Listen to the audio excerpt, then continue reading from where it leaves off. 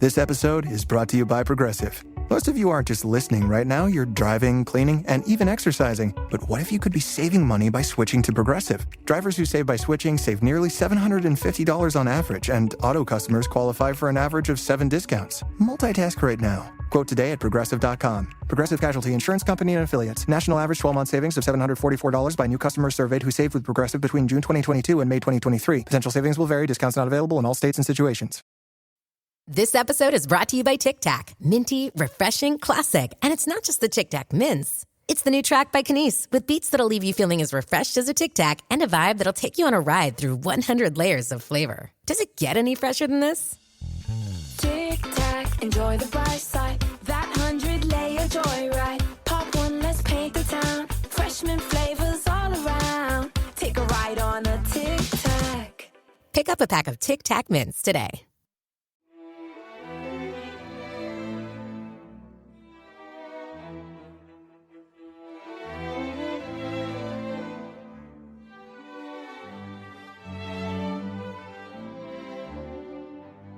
Welcome to Pax Britannica. Season 2, Episode 68, The Second English Civil War Part 3, The War of the Engagement.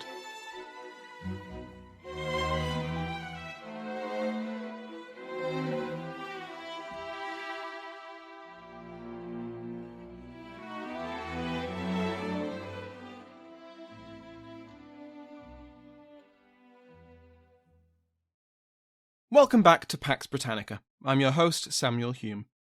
First, thank you to my patrons whose support helps keep the podcast going. The House of Lords has been joined by Lacra Miawara Corcadell of the Earldom of Dunblane, Deborah, Baroness Walson, and Preston P. has been promoted. Like all other patrons, they can now listen to this and every other episode ad-free.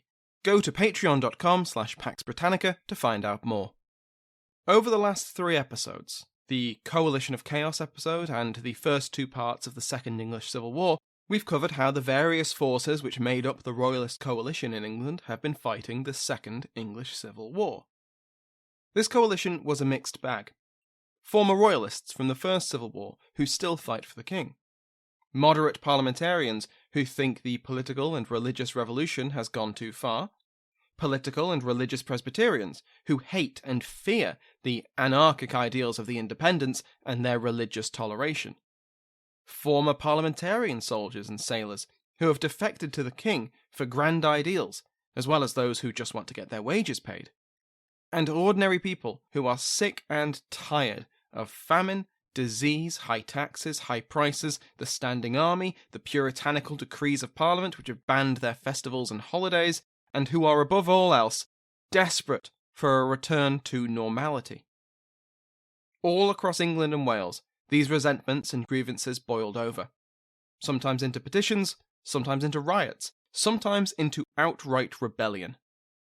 The new model army of Sir Thomas Fairfax and Oliver Cromwell has spent most of the spring and summer of 1648 moving from crisis to crisis, restoring order, putting down rebellions, constantly with one eye on the northern border.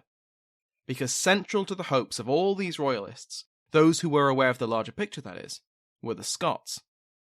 The engagement between King Charles and the Duke of Hamilton's faction in the Scottish Parliament was the keystone of the king's hopes. Ireland was too, of course, but as we also saw last week, the rapprochement between Irish royalists and the Irish Confederacy had led to outright civil war within the Confederacy, so no help was coming from that kingdom. No, it was Scotland, the king's birthplace, the native land of the Stuart dynasty, that would be Charles's deliverance. Or so he hoped. When we left off in the last episode, it was on something of a cliffhanger. Cromwell had finally captured Pembroke Castle in Wales, one of the greatest strongholds on the island of Britain. The royalists within its walls had tied up his force for more than 8 weeks, and when they finally surrendered on the 11th of July, it was just in time. Because the anticipated Scottish invasion had begun just 3 days before. Let's back up a week, to the 4th of July. When the Engager army mustered on this day, no one was in the mood to let off fireworks and celebrate. The Scottish Parliament had authorised the recruitment of almost 30,000 men to invade England and enforce the engagement. The army Hamilton now saw assemble, the army he would lead against the New Model Army, the most effective fighting force Britain had seen since the original Army of the Covenant, was a bit of a letdown. Instead of 30,000 men, Hamilton only had around 9,000. These were mostly untrained new recruits. They were low on guns and ammunition, they had barely any artillery to call on, and the expected reinforcements from the Scottish forces in Ireland had not yet arrived. But as much as Hamilton might have wanted to, he couldn't wait any longer. It had taken 2 months to get the Engager army to this point, and any further delay would mean the remaining English rebels in Pembroke and Colchester, who the Engagers were meant to be coordinating with and supporting, would be crushed. He had to act now. So, on the 8th of July, Hamilton led the Engager army across the border. For the 3rd time in the Wars of the Three Kingdoms, a Scottish army invaded England, but for the first time, it was in support of Charles I. Back down south, a new front opened for the Royalists. The Duke of Buckingham returned from exile and joined with the Earl of Holland. Holland, Henry Rich, had once fought on Parliament's side in the First Civil War, before defecting to the Royalists and then defecting back to Parliament. He was saved from punishment for his treachery by Denzil Holles, who protected him from an attempted impeachment, and he sat in the Lords until the summer of 1648. As events carried on, independence began to dominate, and the social fabric appeared to be tearing. He once again considered turning his cloak. Buckingham, George Villiers, was the eldest son of the first Duke of Buckingham, also called George Villiers, who had been the favourite of Charles and his father James. Now that's a blast from the past. The first Duke had been murdered in the 1620s, to the delight of many and to the horror of Charles. Unsurprisingly, considering the king's love for his father, both the new second Duke of Buckingham and his brother Francis were raised alongside the royal children. Buckingham had fought in the First Civil War, on the king's side of course, before he and his brother Francis quit the kingdoms and travelled to Italy. When the Second Civil War kicked off, Buckingham and Francis returned, meeting up with Holland at Kingston, just outside of London, where they declared their allegiance to the king. Their plan was to raise a force of cavalry and seize London. It did not go well. The call to arms only managed to summon around 600 horsemen. And of course, the New Model Army reacted very quickly to this sudden uprising on the doorstep of the capital. On the 7th of July, an army colonel engaged their small force and destroyed it without any difficulty. Holland was captured and taken to the city he'd just tried to conquer to be tried for treason. Buckingham escaped to the Netherlands, but his brother Francis was killed in the fighting. In less than a week, the grand plan of Holland and Buckingham had failed catastrophically. Speaking of the city, over July and August, London was a political tinderbox. The city apprentices, who had caused trouble earlier in the year, attacked and forced off the road a munitions convoy which was destined for Fairfax's army outside the walls of Colchester. From then on, convoys bound for Fairfax's forces went around the capital. Royalist prisoners were no longer considered secure in the capital and moved elsewhere. A petition calling for the return of the king to London received widespread support, and on the 7th of August the London Common Council publicly backed the Engagers and the Prince of Wales. The Independents had control over the army and the levers of political power in Parliament, but they had taken measures to try and bridge the gulf between them and the political Presbyterians. The Independents in Parliament, as a sign of goodwill, had released many of those Presbyterian officers and politicians who had been arrested the previous summer. Presbyterians were appointed as sheriffs and as the new lieutenant of the Tower of London. The 11 members who had been impeached by the army the previous year were allowed to return. Well, 10 of them were, because the 11th had already died. Denzil Holles, William the Conqueror Waller, and Edward Massey returned to London and to their seats in the Commons. It appears that much of this push for reconciliation came from the politicians, not the army. Unfortunately for the politicians, these efforts did not bring everyone together. For example, both Waller and Massey almost immediately started recruiting for the Royalists within London. The loyalty of the capital to Parliament was never fully secure, and the only reason that London didn't flip royalist in the summer of 1648 was the competent rule of Skippon. He kept his militia loyal, and he kept any royalists in London isolated from the royalists in Kent and Essex. Back north, Hamilton was finally in England, and he soon received word that Musgrave and Langdale were rushing to join forces with him. When they did, and the reinforcements from Ireland arrived, Hamilton commanded, on paper at least, 17,000 men. And that was basically the only good news Hamilton could cling to. The army that crossed the border in July 1648 was nothing like the one which had entered England 4 years earlier. For starters, its unity of command was disunified. Hamilton was its commander, but he was overly cautious and indecisive, and some would call it timid. His second in command, the Earl of Callendar, firmly believed that he should actually be running things, and he was not shy of saying so to anyone in earshot, including Hamilton. He constantly second-guessed, questioned, and criticised Hamilton's orders to any officers nearby. Those officers didn't think much of their commanders either. When George Monro, the commander of the detachment sent from Ulster by Robert Monro, arrived, he straight up refused to serve under any of Hamilton's subordinates. He insisted that he report directly to Hamilton himself, effectively acting as a lieutenant general. Possibly to try and maintain the peace and avoid insulting the honour of men like Callendar, Hamilton sidestepped the demand, and instead ordered Monro to guard the rear and the artillery. This kept the peace, but it squandered a valuable and veteran force of soldiers, some of the best soldiers that Hamilton would have to call on. With the commanders at the top undermining each other in full display of the rest of the army, it was never going to be an easy campaign. And that's before you consider that army. It was mostly made up of new recruits who had barely been trained and hadn't seen any combat. They were short on ammunition, they were short on money, and their discipline was non-existent. So it's not surprising that when they crossed the border, the army immediately began to raid and pillage the English towns and villages they passed through. Now, of course, the army had to feed itself, but this did nothing to drum up support for the king or for the invasion to restore him. Again, it's a very stark contrast to Lieven's campaign 4 years previously. Although, to be fair, northern resentment of Scottish armies would have been strong even if the engagers had been on their best behaviour.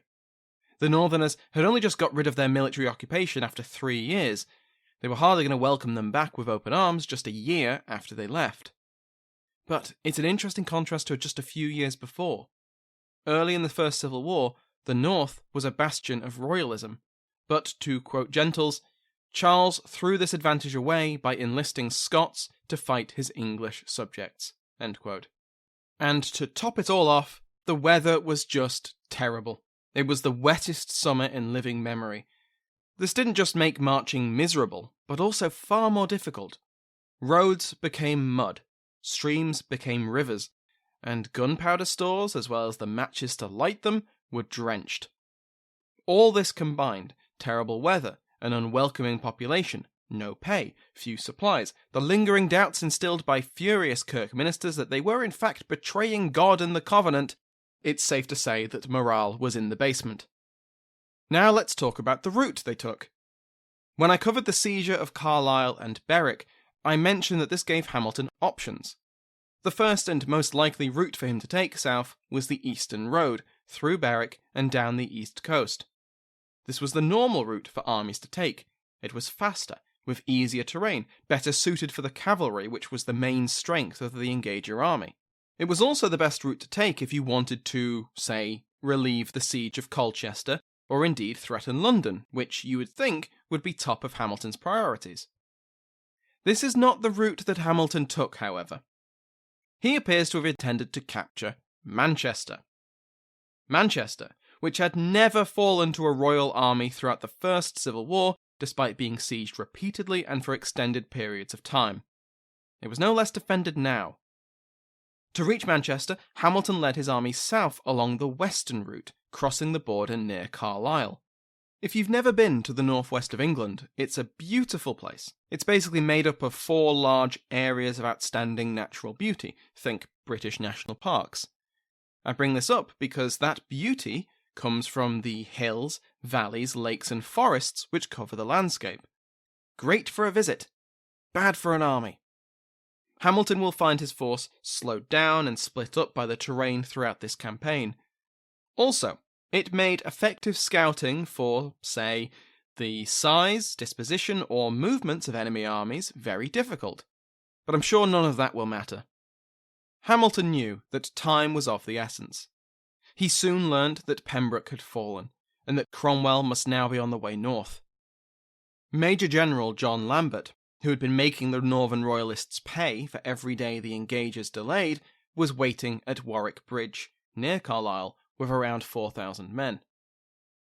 Lambert still understood that his objective was to delay, and after holding the Engager army for a time, his forces made an orderly withdrawal south to Appleby, about 30 miles or around 50 kilometres south of Carlisle.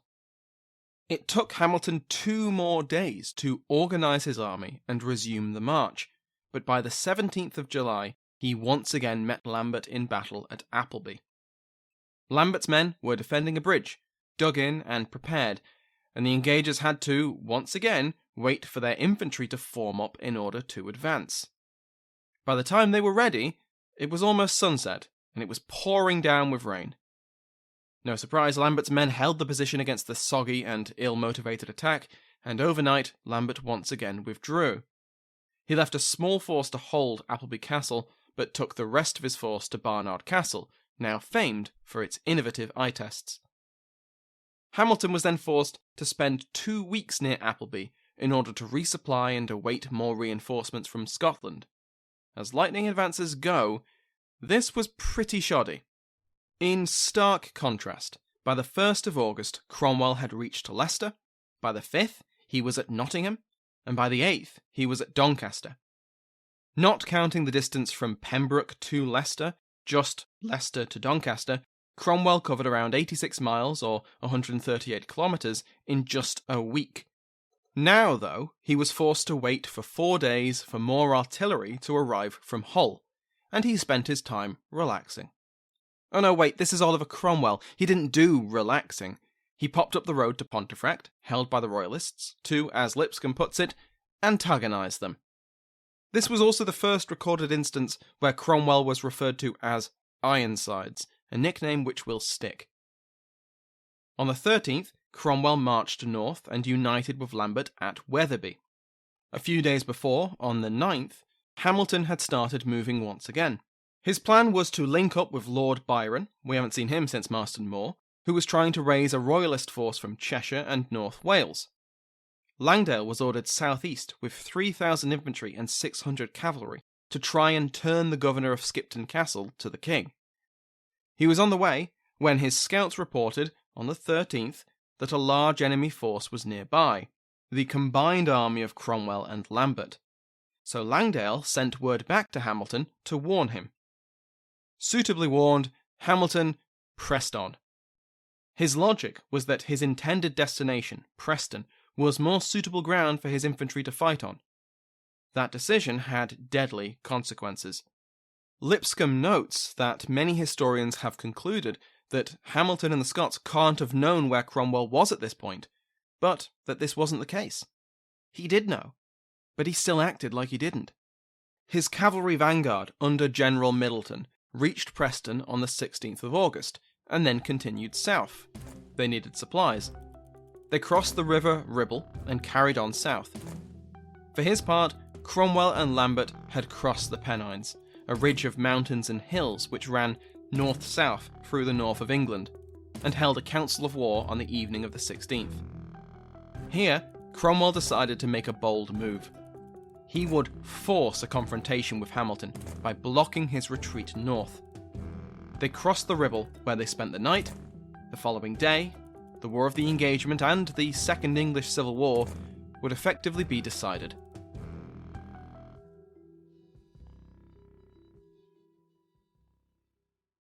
Walmart Plus members save on meeting up with friends. Save on having them over for dinner with free delivery with no hidden fees or markups. That's groceries, plus napkins, plus that vegetable chopper to make things a bit easier. Plus, members save on gas to go meet them in their neck of the woods. Plus, when you're ready for the ultimate sign of friendship, start a show together with your included Paramount Plus subscription. Walmart Plus members save on this plus so much more.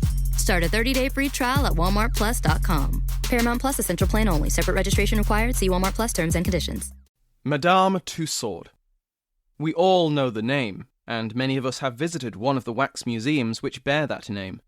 But you may not realise the historical significance of the woman behind the name, or how she and her waxworks defined the genre of true crime. If that has piqued your interest, then give The Art of Crime a listen. The Art of Crime is a history podcast by Gavin Whitehead, a historian of Victorian theatre, all about the unlikely collisions between true crime and the arts. If you enjoy the detail of Pax Britannica, then you'll love The Art of Crime. The latest season of The Art of Crime tells two stories. First, it chronicles Tussaud's career, starting in pre-revolutionary France and ending in Victorian London. Second, it tracks the evolution of the Chamber of Horrors, a showroom in her wax museum that exhibited macabre curiosities, including effigies of notorious criminals. You'll hear how Tussaud won patronage from the French royal family, narrowly escaped the guillotine during the Reign of Terror, and became one of the most celebrated showwomen in Paris and London. This season also covers the most divisive assassin of the French Revolution, the last man to be hung, drawn and quartered for high treason in England, and the glamorous murderer who attained notoriety as a modern Lady Macbeth. Subscribe to The Art of Crime wherever you get your podcasts.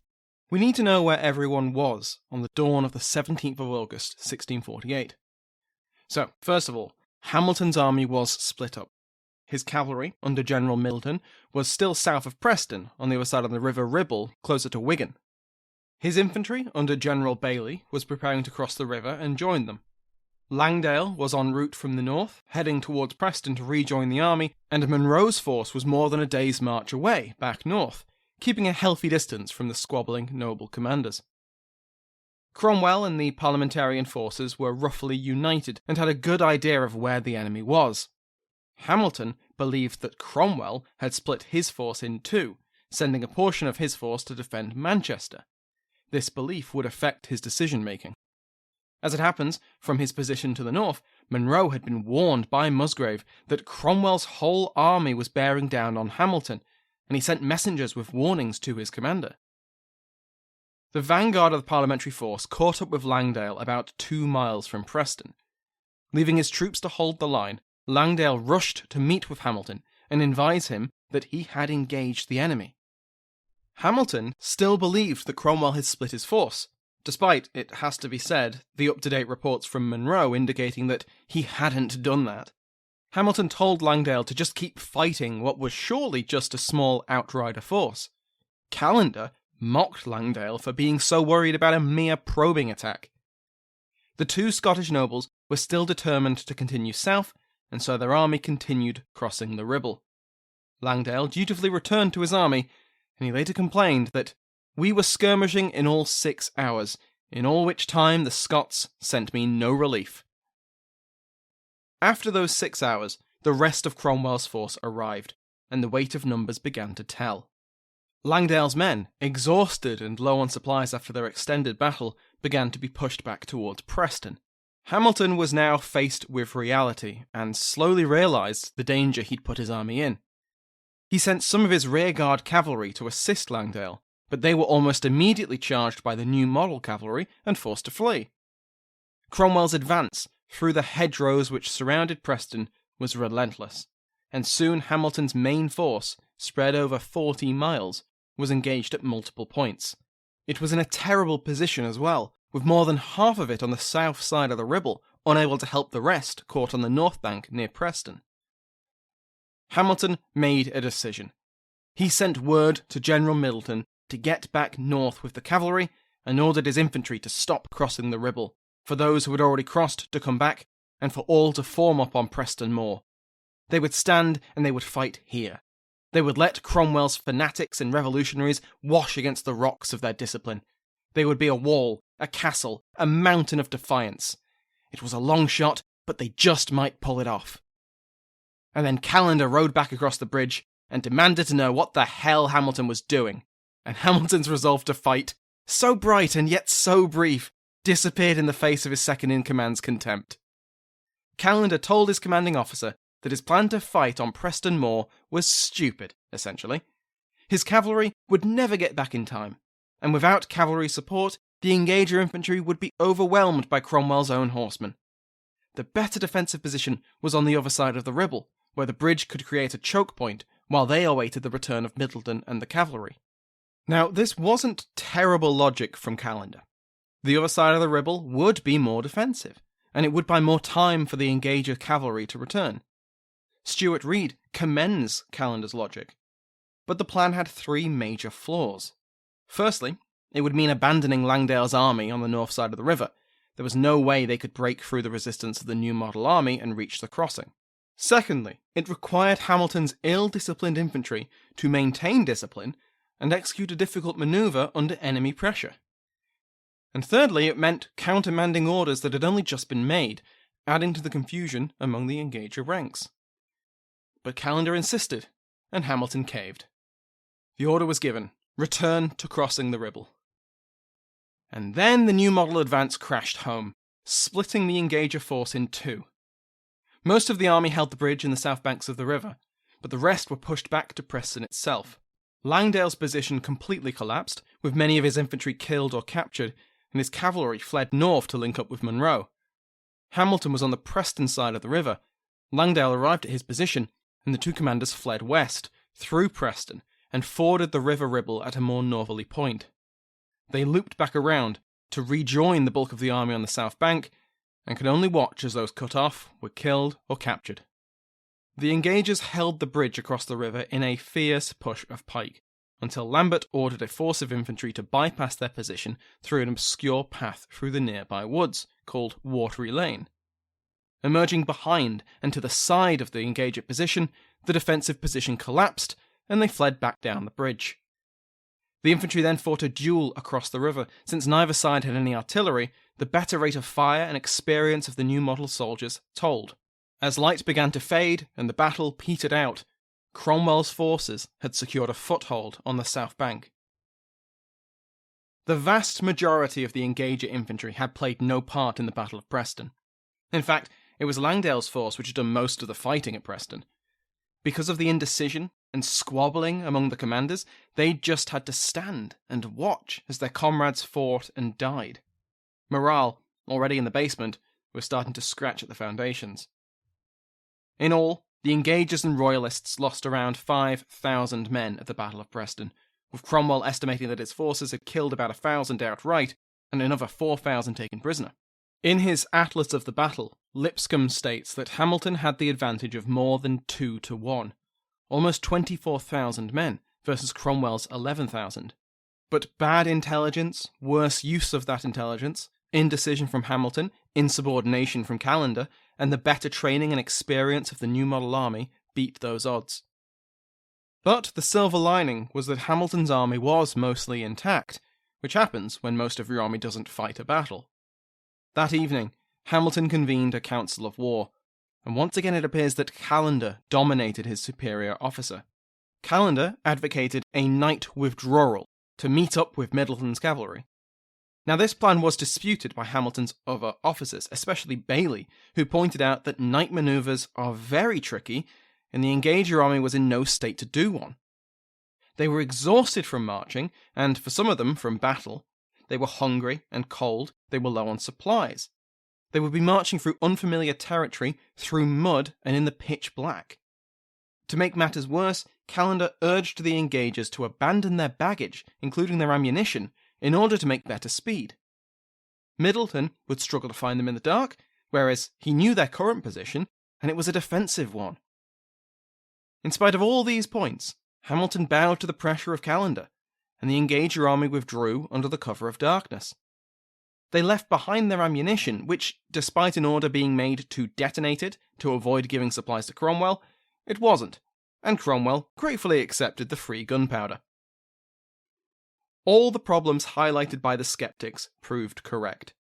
The night march south was miserable slow and confusing, and Cromwell was right behind them with around 5,500 men, having split his force. Middleton was racing north, and they would have met, but they took different roads. In the dark, in unfamiliar territory, Hamilton's infantry and Middleton's cavalry crossed like ships in the night. Middleton only realised what had happened when his cavalry crashed smack bang into Cromwell's vanguard, and he noticed a lack of Scottish accents, and he wheeled around. Middleton was a decent commander though, and he made the most of the situation, acting as a rearguard for Hamilton's main force and fighting several skirmishes throughout the day of the 18th. By nightfall of the 18th, Hamilton had reached Wigan with most of the army. After a probably terrible but well-deserved night's sleep, the Scottish army set off once again. They reached the outskirts of Warrington, near Winwick, and here they made their stand. Using the hedgerows and lanes of Red Bank, they established a strong defensive position, blocking the lanes with walls of pikes and lining their muskets along the hedges and banks. It made quick work of the pursuing parliamentary vanguard, and it took a few hours for Cromwell's main force to arrive. When it did, though, they found the Scots dug in and hard to shift, despite the advantages in discipline which Cromwell enjoyed. But here, the engagers' unfamiliarity with the terrain and the opposition of the local people was their undoing. Guided by Winwick locals, who didn't much care for the invading army that had just turned up, a portion of Cromwell's infantry were led around the right flank of the engager position to emerge behind their defences. That was it for the existing plan. There was no holding Red Bank now, and Hamilton ordered a withdrawal. But as they fell back to Winwick, Cromwell's forces caught up with the retreating Scots, and the withdrawal became a rout. About 2,000 engagers and royalists were killed, and another 4,000 were captured. Somehow, Bailey managed to withdraw the remains of his infantry towards Warrington, and it was here that he found Hamilton and Callender had already fled, with a force of around 3,000 cavalry heading towards Chester. All that remained was a note telling Bailey to surrender on the best terms he could. Bailey was, understandably, furious at the incompetence and apparent cowardice of the aristocrats who had led him and his men into this disaster. He angrily demanded that someone, anyone, shoot him to avoid the dishonour they had dropped in his lap, and he only calmed down when his surviving officers offered to sign a testament that none of this was his fault. When he did calm down, he drew up his remaining men behind barricades and offered to surrender on the promise of quarter, which was granted. Cromwell was now having to deal with close to 10,000 prisoners. He split his force, sending Lambert after Hamilton and leading the rest of his army north to contend with Monroe and stand at the border. He had a feeling his army would be needed in Scotland. Lambert needn't have bothered. When Hamilton's exhausted cavalry arrived in Cheshire, the county militia was waiting for them. They trapped the engagers as they attempted to cross a river and captured most of the force. Hamilton escaped, again, but on the 22nd of August he surrendered to the governor of Stratford. Callender managed to find a ship and eventually safe exile in the Netherlands. The game was up. Berwick and Carlisle were still held by royalists and engagers, so Cromwell marched to the Anglo-Scottish border and waited for the news of Hamilton's defeat and the defeat of the engagement to have its expected effect. That will be for next time. The defeat of Hamilton and his engagers was the death knell for the royalist cause in the Second English Civil War. As we will see next episode, all that Parliament needed to do now was clean up. Thank you to my House of Lords, including the King's favourite Mike Sanders, Damien, Duke of Portland, Christian Sebast, Marquess of Winchester, and Russell Steinthal, Earl of Dudley. You can join their ranks and receive ad-free episodes by going to patreon.com/Pax Britannica. Remember that you can join the mailing list to be notified about new episodes and news about the show by going to the link in the description. Thank you to Sounds Like an Earful for the interval music in today's episode, to my entire House of Lords, and to you for listening.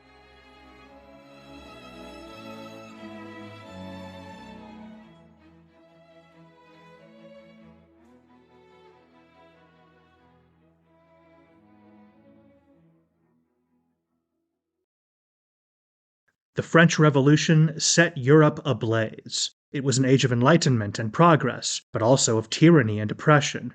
It was an age of glory and an age of tragedy. One man stood above it all, This was the Age of Napoleon. I'm Everett Rummage, host of the Age of Napoleon podcast. Join me as I examine the life and times of one of the most fascinating and enigmatic characters in modern history. Look for the Age of Napoleon wherever you find your podcasts.